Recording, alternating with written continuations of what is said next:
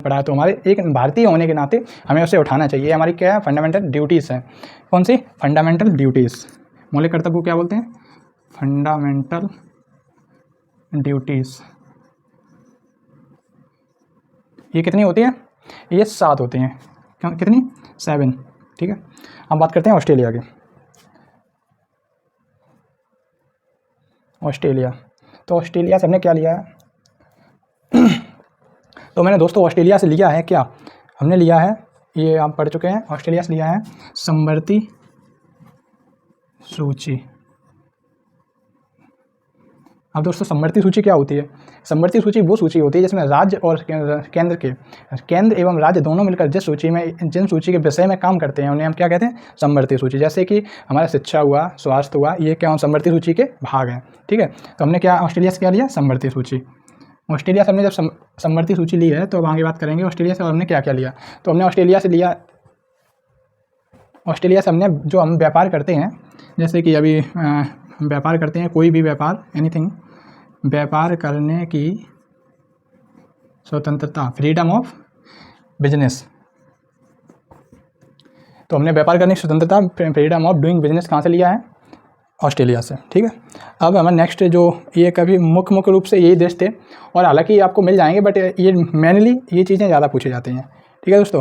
अब मेन चीज़ आती है कि हमने, और प्रस्तावना की जो भाषा है, प्रस्तावना क्या है दोस्तों? ये प्रियम्बल है, जो कि इसे इंग्लिश में प्रियम्बल कहते हैं। अब जो प्रस्तावना की भाषा जो है, प्रस्तावना की भाषा कहाँ से ली गई है? ऑस्ट्रेलिया से। ये मुख्य बिंदु थे इसके। अब बात करेंगे कि हमारे संविधान में, संविधान को किसने लिखा? किसने लिखा? तो दोस्तों एक हमारे बहुत ही अच्छे कैलियोग्राफर थे, इनका नाम क्या था? ये दिल्ली में थे, दिल्ली के रहने वाले थे। और जो संविधान, जो मेन चीज़, जो हमारा संविधान है वो टाइपिस्ट नहीं है। कैसा है मतलब? तो हमारा जो संविधान है वो हाथों से लिखा हुआ है, पेन से लिखा हुआ संविधान है। ठीक है। तो ये किसने लिखा था? ये लिखा था हमारे एक अच्छे से कैलियोग्राफर थे, बहुत ही विद्वान, प्रेम बिहारी रायजादा। कौन थे?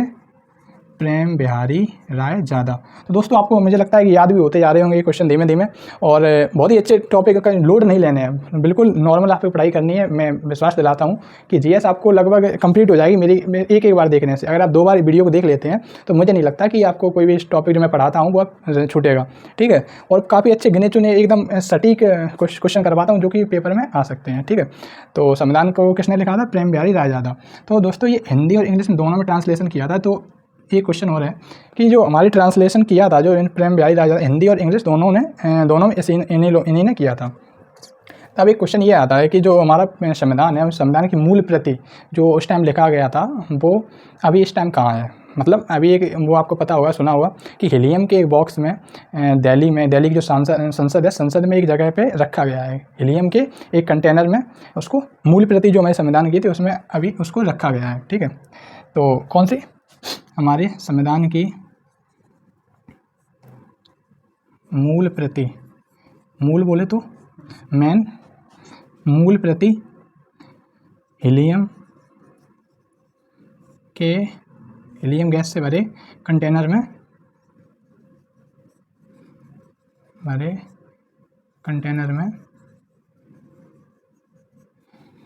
सुरक्षित रखी गई है। अब दोस्तों ये क्वेश्चन आता है कि हमारा जो संविधान बना था तो ये पता कौन सी इसे सजावट की गई थी? इसके पेज पे, जैसे हमारा ये बोर्ड है, तो सपोज ये पेज है, तो पेज मैंने ये लिख दिया, इस पर लिख तो दिया, बट आपने जो देखा होगा मूल प्रति जो अपने संविधान की अभी जो देखी होगी ऑफिशियल जो साइड पे होती है, तो वो उसमें क्या होता है कि बहुत ही अच्छी सी डिज़ाइनें होती हैं साइडों में, और पूरे पेज पर एक डेकोरेशन सी होती है। तो वो दोस्तों एक जो उसे डेकोरेशन, सजावट, पेज की सजावट में करीब 6 महीने का समय लगा था दोस्तों। पता है आपको? पूरे संविधान की जो सजावट, पेजों की जो सजावट में समय लगा था वो 6 महीने का समय लगा था दोस्तों। और अब बात करते हैं कि ये संविधान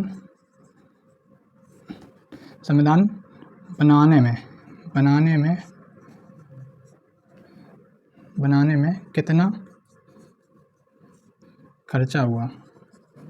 खर्चे की बात करते हैं तो दोस्तों ये करीब औसतन 60 लाख रुपए 60 लाख रुपीस खर्च हो गए थे संविधान बनाने में। संविधान निर्माण करने में करीब 60 लाख रुपए हमारे खर्च हो गए थे, तभी हमारा संविधान बन पाया। तो अब एक छोटे से टॉपिक है कि सबसे बड़ा एक हेडिंग है कि सबसे बड़ा संविधान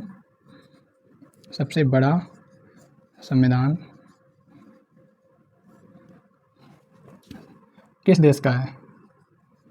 किस देश का है? तो दोस्तों आपको पता होना चाहिए सबसे बड़ा और लिखित संविधान हमारा भारत का है। कहाँ का है? भारत का। अब दूसरा क्वेश्चन है सबसे छोटा लिखित संविधान किस देश का है? किस देश का है? तो ये देश का नाम है दोस्तों मोनाको। क्या नाम है? मोनाको। ये मोनाको देश का संविधान सबसे छोटा लिखित संविधान है दोस्तों। कौन सा संविधान है? मोनाको देश का। और सबसे बड़ा संविधान हमारे इंडिया का। ठीक है, अब बात करते हैं कि एक क्वेश्चन है कि मदर ऑफ पार्लियामेंट किसे कहा जाता है? कैसे कहते हैं? किस देश को कहते हैं? किस देश को कहते हैं? तो जो संसदों की जननी है वो दोस्तों इंग्लैंड को कहते हैं। कैसे कहते हैं? इंग्लैंड को। हमारा क्वेश्चन है इंग्लैंड संसदों की जननी। तो हमने क्या क्या पढ़ा? संविधान की स्रोत, सोर्स ऑफ क्या?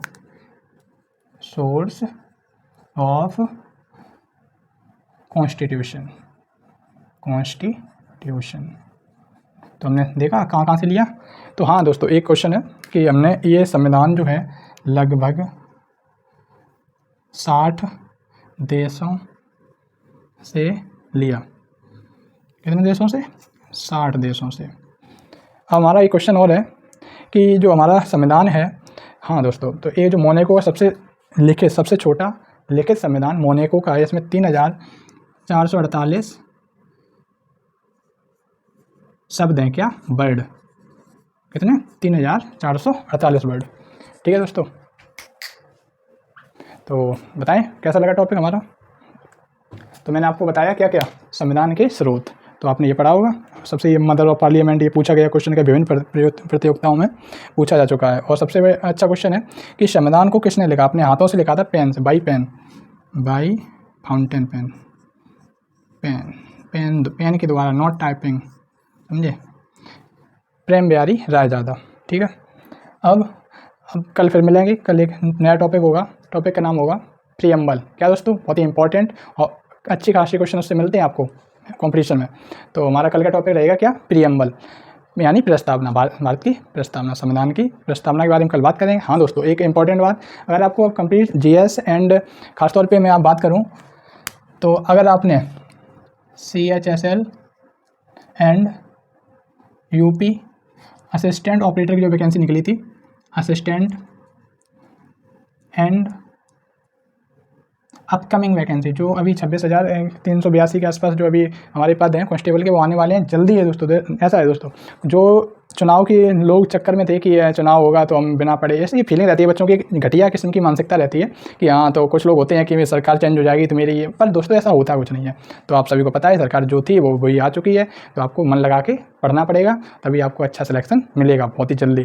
तो 26,300 हमारी यूपी पुलिस की वैकेंसी आने वाली हैं, यूपी पुलिस कांस्टेबल की। तो दोस्तों अगर आप इन सभी प्रिपरेशन कर रहे हैं तो या एग्ज़ामों की, तो आपसे रिक्वेस्ट है कि हमारे चैनल को सब्सक्राइब जरूर कर लें, जिससे कि आपको कम समय में, दोस्तों पढ़ने को सब जगह मिल जाएगा, लेकिन कम समय में एक अच्छे टॉपिक और कम, जैसे बुकों में काफ़ी चीज़ें लिखी होती हैं, कुछ हमको पढ़ना होता है, कुछ छोड़ना भी तो होता है दोस्तों, लेकिन मैं जो आपको लेके आऊँगा वो सभी इंपॉर्टेंट और बहुत ही अच्छे टॉपिक एकदम छाँट के लाऊँगा, जो आपकी परीक्षा में बहुत ही हेल्प करेंगे। और मुझे नहीं लगता कि जीएस को लोग इतना कहते हैं कि बहुत बड़ा है, मानता हूँ, बट मैं आपको ऐसे पढ़ाऊँगा कि आपको जीएस पता ही नहीं चलेगा, जीएस खत्म हो गई पूरी।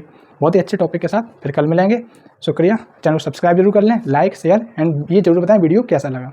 धन्यवाद।